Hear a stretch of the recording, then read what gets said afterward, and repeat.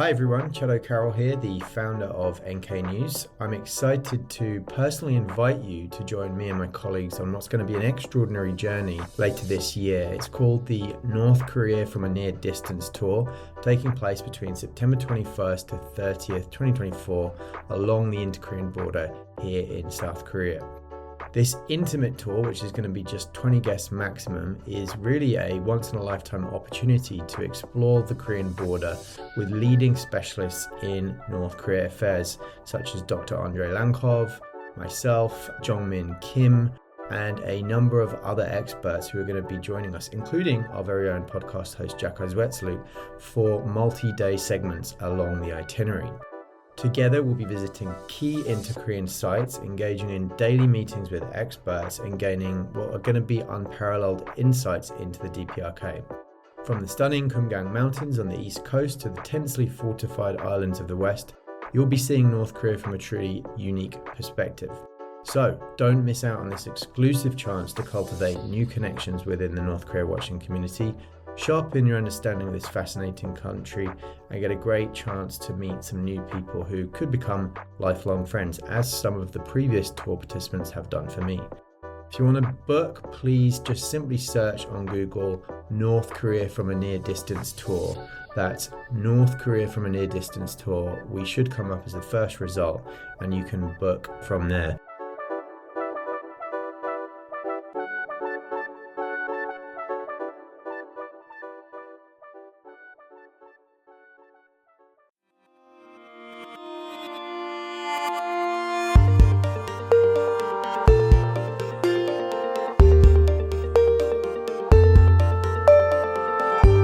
Hello and welcome to the NK News podcast. I'm your host, Jacco Zwetsloot, and today we're doing a special and unusual mini roundtable in the wake of President Vladimir Putin's visit to Pyongyang to meet with Kim Jong Un. I'm currently on vacation overseas and I've just woken up, so there's minimal preparation gone into this podcast, and I'm joined from the NK News studio via StreamYard by my colleagues Anton Sokolin and Colin Zwirko. Anton and Colin, welcome on the show. Yeah. Hello. So I missed a lot while I was asleep, but basically I do know that Vladimir Putin visited Pyongyang and had a meeting there with Kim Jong Un. It's hard to miss that even while overseas. Let's start with Anton. Can you give us the basics? Why was Putin in Pyongyang? Well, definitely Putin gave us a lot to think about. It was a very interesting visit. Of course, it came with a bit of a delay because Putin is very known for his tardiness. The visit was very much anticipated, and I think it was prepped well in advance. But the main takeaway is the result of the meeting, right? It's not just about Putin going somewhere. It's not a pro forma visit. It's actually the agreement that the two leaders signed in Pyongyang, and this agreement practically elevates bilateral ties between North Korea and Russia to a new level, I would even say to the level of a military alliance. Going into specifics, one of the articles specifically stipulates that one of the articles of the agreement, you mean? Of the agreement, yeah, that they signed, and it was recently released. It stipulates that one of them has to step in for the other one in the case of an external attack. And that speaks volumes about their growing partnership, I would say. Yes, I've actually been sent the original text in the Korean version. I haven't had a chance to read it of the agreement, but there are a total of 17 at the moment, 8, 9, 20, 21, counting all the clauses here, 23 clauses. It's quite a long agreement. Have you had a chance to look at all of it so far, Anton? Of course, we went through the entire agreement, at least the Korean part. We are still awaiting the Russian version of it, but the key points that definitely stood out, at least for me, was the defense agreement and their plans to establish or deepen their military cooperation. And I would say there was a vague clause relating to that Russia would refrain from actions that would somehow infringe on North Korea's sovereignty. And I suppose that vaguely refers to the sanctions evasion situation that Russia and North Korea got themselves into. So, yeah, that one was talking about not entering into international agreements or documents that it was basically saying Russia cannot sign on to any new sanctions at the UN level or multilateral level against North Korea. And so it doesn't sound like it's retroactive, although Russia has already signaled it's retroactively stopping its enforcement of the sanctions that it signed on to back in 2017 and before. And on the military article, which was Article 4, I think, it said, just to add to what Anton said, it requires some military assistance in the case that one country is invaded or attacked, so that the language is very careful not to say if they start a war. But Russia considers the Ukraine the aggressor, even though Russia invaded Ukraine. And it also, while it requires the other side to give military assistance, it also uses some careful language like, and sorry, I don't have the document right in front of me, but it's like to the best of their ability or to their, as far as they can go. So it leaves some wiggle room. It's a very good point, actually, that Colin just raised. Indeed, even our experts that we talked to raised the same issue, is that, well, there is limits, or probably there is a certain limitations on how far Russia or North Korea are ready to go in their support of one another. And that's why probably they pick this very careful language, not to say that they're going to jump into the new conflict right away. But it does sound like the missiles being sent to Russia right now from North Korea, that's consistent with these articles. So it kind of creates this foundation for military the activity support. That's already happening.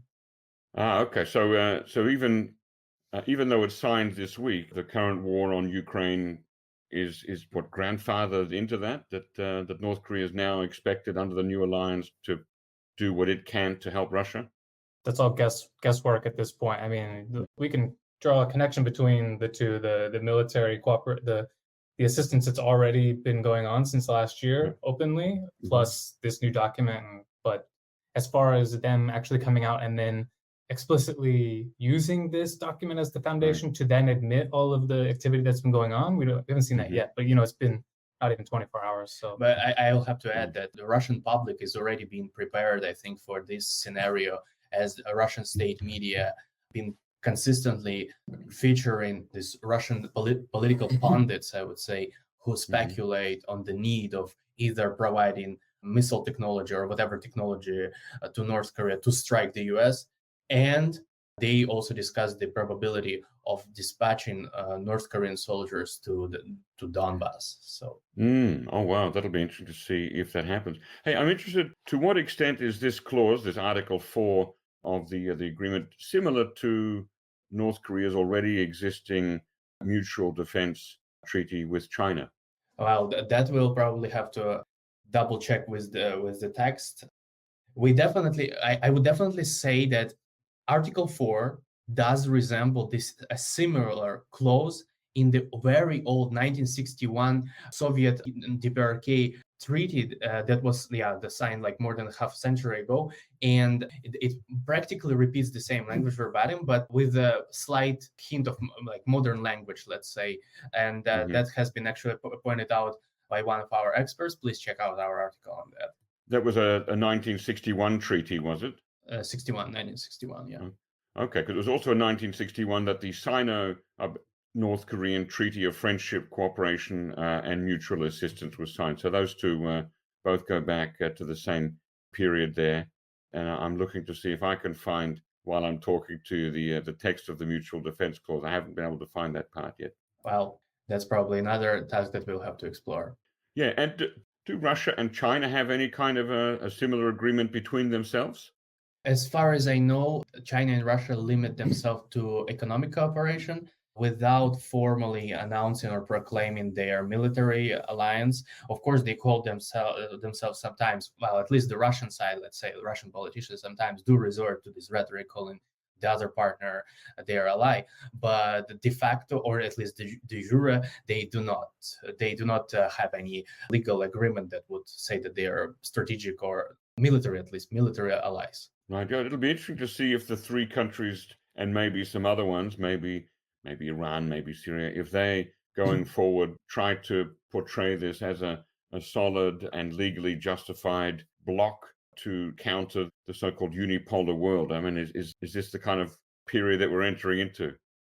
This is really this is great that you actually brought this up, because if we take a look at Putin's recent speech, it was like a week ago, where he attended the Russian foreign ministry before going to North Korea, and one of his so at that time he rolled out his peace proposal for Ukraine, right?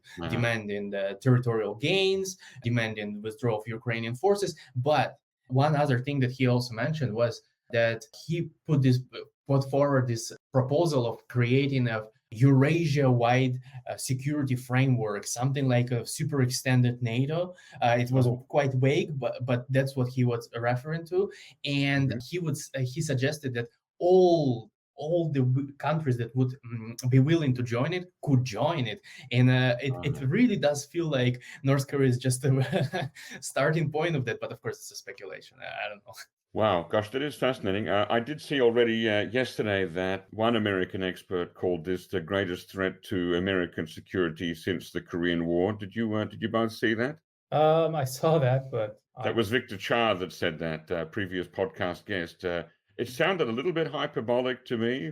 What's your take on it, Colin? Well, you only have to look as far as U.S. foreign policy to judge whether or not. Well, if that's true, then the U.S. is not in a good place, because they do not prioritize the North Korea problem, but they certainly prioritize the Russia problem. So I don't know. It's not a good thing. And I think some experts, including Victor Cha, are saying that this is kind of a moment that the U.S. has to pay attention to maybe pivot their foreign policy to take it more seriously and actually come out with a new strategy for North Korea, which the Biden administration has sort of adopted the strategic patience sort of view, right? So we'll have to see. It's too early, and I think all of the reactions are still kind of coming out slowly, and no indication yet of some kind of emergency meetings by various allies to address it. But we might see that in the next week. Okay, what's the reaction in South Korea so far? How is the government of President Yoon responding to this? I think that's also too early, because as last I saw, our colleague Jungmin said that there was supposed to be a national security meeting. Yoon was supposed to convene a national security meeting today, but I do not know the results of that yet. Right. Wow. There's so many things are in play right now. Now, I'm interested also in looking a little bit at the optics of the visit itself. Anton already mentioned at the start that Vladimir Putin is known for being a late arriver. And he came quite late. What time did he arrive in Pyongyang, Anton? Extremely early in the morning, like around 3 a.m. And prior to that, it's important to point it out that North Korea was just one of his stops on the way of on his let's say wider Asia trip. Because before that, he just visited the Russian Far Eastern region, and he spent, I would say, some unnecessary long amount of time there, because his meetings got extended. He went to talk to the crowds, and only after his let's say formal and informal meetings were done, he decided to hop on his plane and go to North Korea, which kind of gave a bit of optics to the situation, speaking, let's say, characterizing Putin's attitude toward North Korea. And then we also know that after his meetings in North Korea, he went to Vietnam, right? So it's either signaling that he first prioritizes his domestic affairs and doesn't really care about North Korea, or it means that he puts North Korea on a par with Vietnam and tries to build partnership with them equally. So, of course, it's a speculation, and it remains to be seen how it's going to pan out. So approximately how much time was he in Pyongyang for? It wasn't a full day, was it? 22 hours or so. Oh, just arrived at 2 to 3 a.m. and then left at maybe 1 a.m. Around midnight, a bit maybe after midnight. And the day before he arrived, the North Korean newspaper had the dates there, June 18th to 19th, right? Oh, yes, yeah, correct. But he arrived on the calendar day of June 19th. So there was no June 18th except for Moscow time. Yeah, of course. If it's Moscow time, he could justify that. Yeah, but then he does also do the same thing to Vietnam, I guess. So he was scheduled for June 19th, 20. And he didn't arrive until the 20th in Vietnam. So we kind of just pushed the whole trip back. And also, I think we have to remember that at least us, maybe some pool reporters might know this, that were on the trip with him, that we haven't figured out yet. But we don't know exactly what the schedule was supposed to be. We know that Putin was late, but we don't know how many events were pushed to the next day or so. And Kim Jong Un came out to the airport to meet him, didn't he? Yeah, Kim was there. It's so many events. I mean, I don't even know if I can list them off. Like, Kim arrived at the airport, or Kim met him at the airport at 3 a.m. But it's important to note that I wonder if Kim had been kept waiting a long time. I mean, I can't imagine he'd feel too good about that. Yeah, there were no crowds of people at the airport or the streets to greet them. So we still don't know if that means that they were brought out and then sent home, or if they just weren't brought out in the first place. But it is, I think we can safely assume that they did plan to have the crowds greeting them, lining all the streets of Pyongyang. But throughout all the coverage so far, you can't really see Kim expressing like annoyance or anything. Kim, if he was angry about it, we don't know. So, yeah. And visually, I was really struck by the photographs that I saw of very large banners featuring a portrait of Vladimir Putin by himself, hung by the roadside, presumably where the motorcade of Putin would take him when he arrived in Pyongyang. And I couldn't remember a recent time where any foreign leader was pictured alone without perhaps being together with Kim Jong Un. That was really quite a visual image, a visually striking image. What did you think of that, Anton? Yeah, indeed, it was very Ceausescu style dictatorship move. Yeah, indeed. And I would say that Pyongyang definitely was preparing for Putin. Of course, they put those huge banners, sometimes several stories high, and they also kept pretty much all the windows in all buildings along the motorway lit up late at night. So of course, it also provided some visual effects to the arrival. Putin must have encountered like 1,000 photos of himself in his 22-hour journey through Pyongyang. Wow. They gave him paintings of himself. They had portraits on buildings. Physically gave it to him. Oh. On the roadside, they gave him a bust of his face. Wow. They created his face out of the human pixel cards made by kids at the concert. It was just continuously flattering. Right. I don't know how flattering that is. If you're a normal, regular, let's say, person, that would be quite awkward to see that many faces of you in the street. Flattering Putin. Yeah. Makes sense. That's kind of their whole view. Was there a sign that Putin was happy? He was pleased by all this, by this flattery? Well, you do some body language reading. Yeah, well, I wouldn't go that far. I'm not like a physiognomist or anything like that. I would say that Putin looked pretty content, but several things actually stood out. For example, during his meetings, he was mumbling a bit too much. He couldn't read sometimes of the paper that he was reading, like during some open sessions with Kim Jong Un, and it looked a little bit that I cannot make any conclusions, but I think that the guy has definitely aged over time. I can see that. Well, I wonder what all this means for South Korea. Whether in any of the speeches or in the agreement was South Korea mentioned at all? Not at all. But again, we know that Putin previously thanked and kind of appreciated, at least acknowledged South Korea for not getting involved in the Ukraine conflict. And I suppose the Kremlin's line right now is to maintain more or less amicable ties with both Koreas. But of course, we will see how it unfolds. Yeah, and there was a Lavrov statement once he got back, or I don't know where he was, but he made a short comment, something to the effect of, if you're trying to insinuate that this is a bad thing for anyone, like just South Korea or anyone, that means you have plans to attack. So as long as you don't want to like attack either one of us, everything's going to be cool. This is just defensive in nature. So that's kind of the line. And we do have to wait to see if South Korea reacts in any way. Because what was Yoon saying as recently as last week, Yoon is also not cold on Russia, right? So. Right. Well, Lavrov basically said you got to read the article very carefully and see for yourself that it doesn't pose any threat to anyone. Well, but of course he will say that. Kind of expected. Yeah, in the other articles of the agreement, is there a lot of focus put on economic or trade cooperation? I wonder whether the military really, the military agreement really the big part of it, or should we be looking at other areas? Well, the agreement is called, it's a treaty on a comprehensive strategic partnership, right?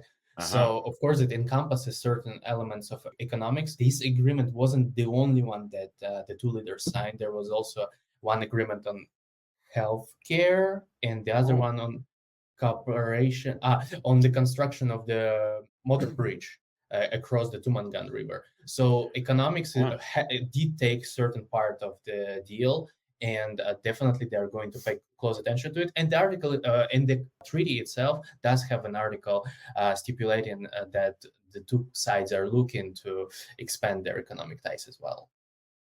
Okay, so you mentioned a new bridge connecting Russia to North Korea over the Tumen I think River.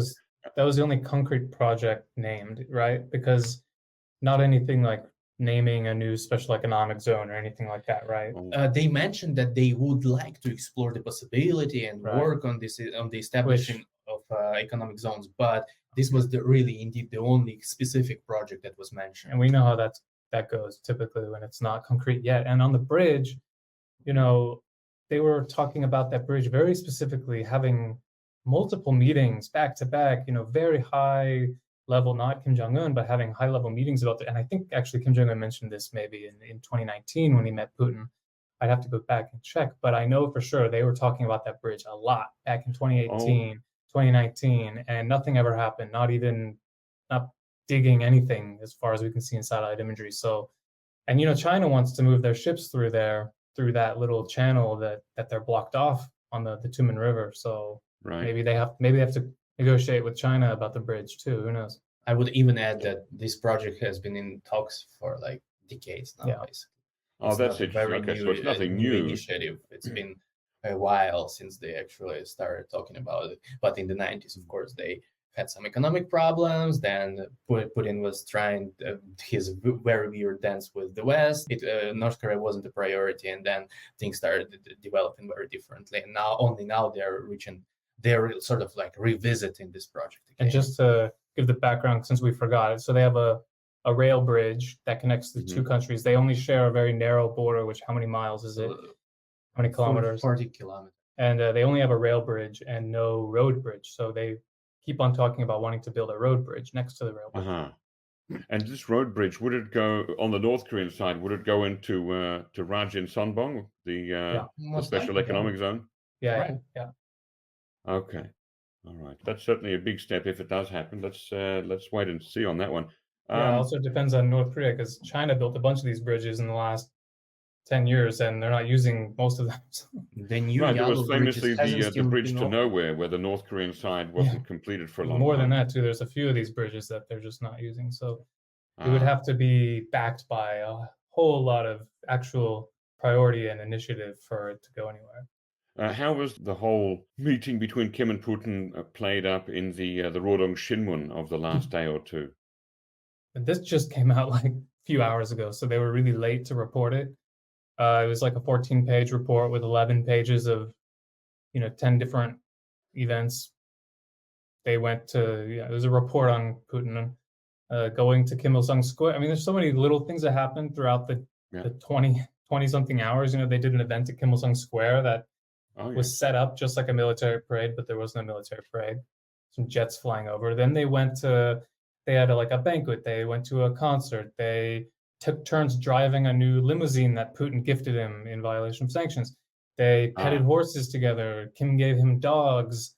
They exchanged gifts. They gave Putin the Kim Il-sung, what's it called? The Kim Il-sung Hunjang. What's that called? A medal. Highest state level award. Or a commendation. They had little press conferences. They had the group meeting, the one-on-one meeting. It's just like long day. So that's all just a bunch of fluff language in the Rodong Shinmun about. But there is one and then they printed. Where did it go? Yeah, right. And they printed the whole.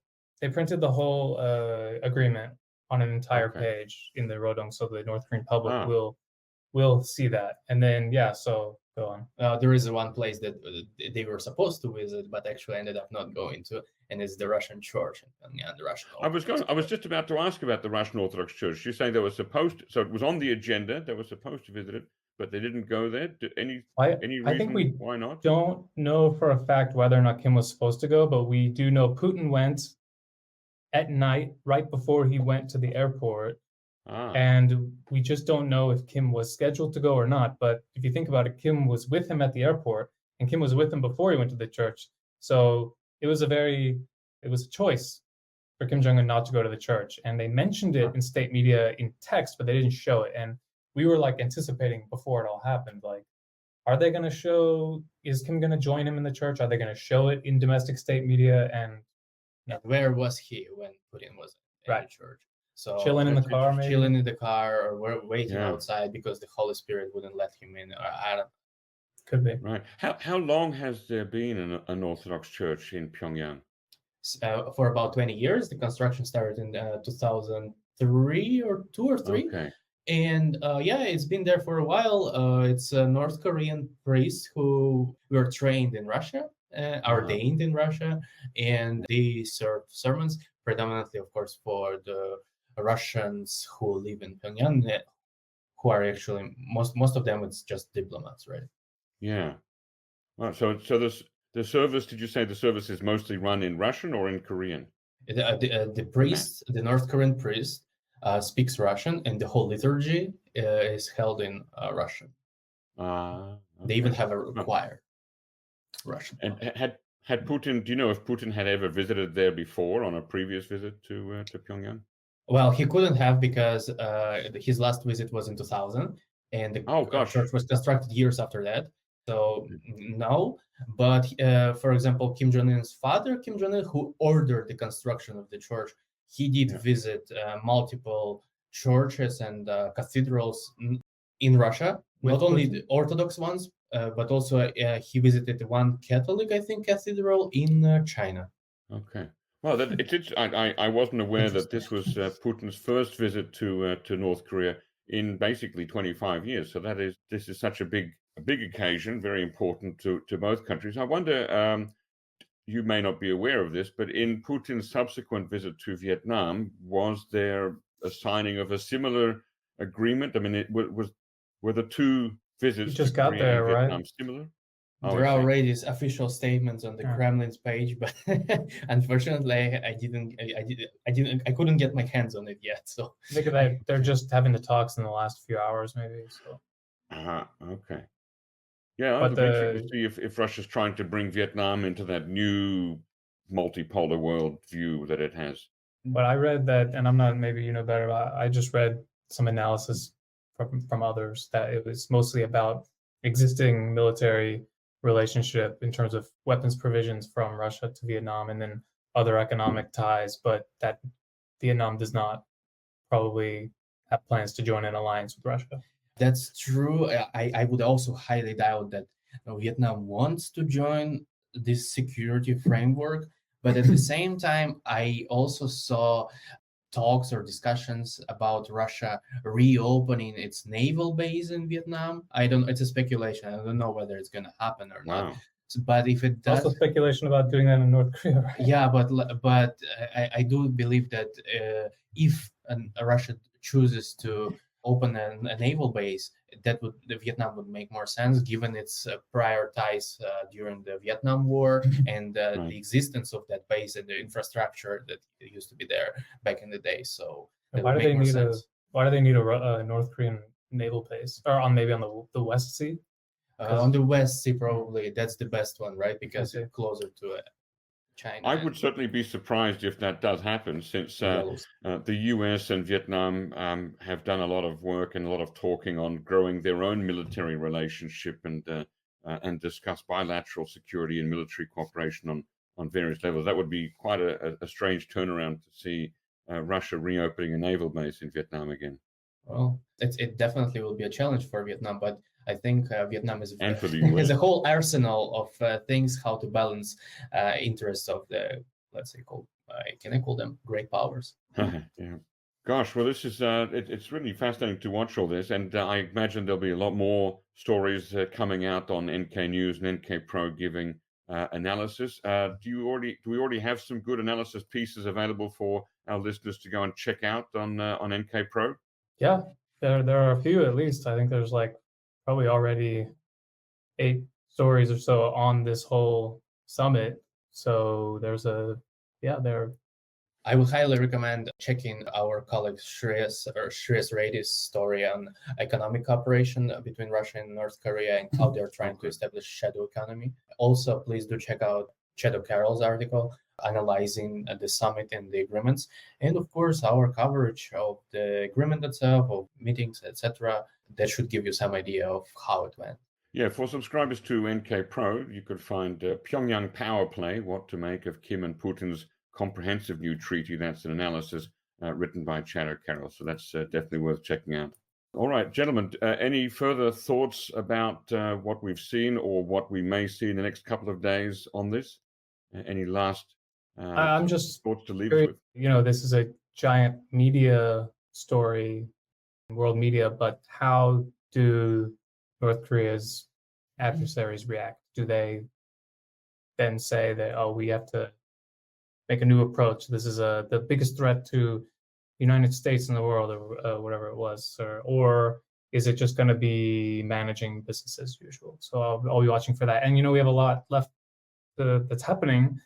All this stuff going on at the inter-Korean border, from the balloon saga to the incursions over the MDL, loudspeakers, all that, and then the U.S. ROK military drills in the coming months, and how North Korea will react to that. What North Korea is doing at the West Sea, NLL, the maritime border. So all sorts of stuff. Nothing's cooling down. Yeah, I'm having very mixed feelings about all this, with Russia becoming very important to the Korean Peninsula. It's been a while since we've seen this for the last time. So I would love to see what those Russian people think inside Russia about this growing alliance, and whether regular Russians actually perceive North Korea worthy of this alliance, and whether it's a reputational blow, or is it a prestigious thing for Russia to have such an ally. Yes. So hopefully you'll be writing some stories about that, about the Russian reaction in the next few days. I'll be looking forward to reading those.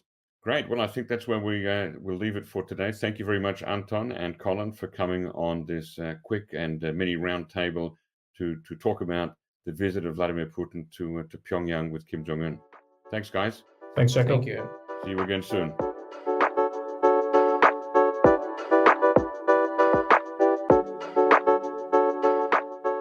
Get to the core of Korean insights with Korea Pro's exclusive Seoul event series.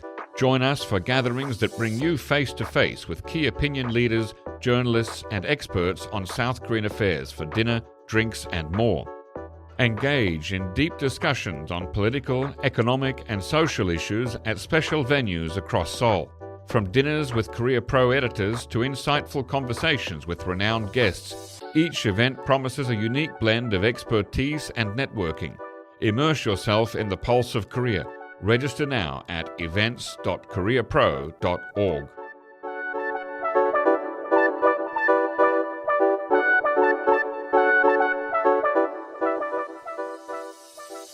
Ladies and gentlemen, that brings us to the end of our podcast episode for today. Our thanks go to Brian Betts and Alana Hill for facilitating this episode, and to our post-recording producer genius Gabby Magnuson, who cuts out all the extraneous noises, awkward silences, bodily functions, and fixes the audio levels. Thank you, and listen again next time.